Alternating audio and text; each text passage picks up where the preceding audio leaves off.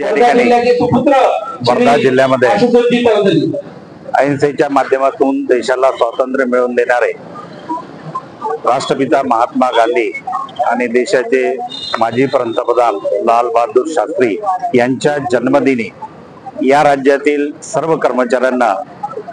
1982 ची कुटुंब निवृत्ती वेतन योजना लागू करावी या मागणीसाठी यापूर्वी अनेक आंदोलन केलेले आहे। 10 वर्षांमध्ये सतत आंदोलनाच्या माध्यमातून ही मागणी शासन दरबारी रेटल्या जात आहेत। या संदर्भात संपूर्ण देशामध्ये दिल्लीचं आंदोलन असो की या ठिकाणी मुंबईचं आंदोलन असो की कुठल्याही जिल्ह्यामध्ये नागपूर हिवाळी अधिवेशनावरती काढलेले मोर्चे असो, भव्य दिव्य स्वरूपात मोर्चे काढण्यात आलेले आहे। यापूर्वी 15 सप्टेंबरला शिर्डीला सुद्धा 5 लाखाच्या आसपास कर्मचाऱ्यांनी फार मोठं अधिवेशन त्या ठिकाणी घेतलं आणि त्या अधिवेशनामध्ये सरकारचे प्रतिनिधी म्हणून दीपक केसरकर आलेले होते, नानाभाऊ पटोले आलेले होते, उद्धवजी ठाकरे साहेब आलेले होते आणि त्यांनी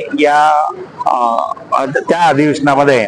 की महाविकास आघाडीच्या माध्यमातून सरकार जर आला निश्चितच कर्मचाऱ्यांना जुनी पेन्शन लागू करू अशा प्रकारची जाहीर घोषणा सुद्धा केलेली आहे। परंतु जोपर्यंत निवडणुकीचा अजेंडा तयार होऊन निवडणुकीच्या जाहीरनाम्यामध्ये ही मागणी घेत नाही तोपर्यंत कुठल्याही बाबीवरती कर्मचारी संघटना या ठिकाणी विश्वास ठेवणार नाही आणि जोपर्यंत शासन निवडून आल्यानंतर पहिल्याच कॅबिनेटमध्ये हा विषय घेऊन कर्मचाऱ्यांना जुनी पेन्शन योजना लागू करावी ही आमची रास्त मागणी घेऊन आम्ही या ठिकाणी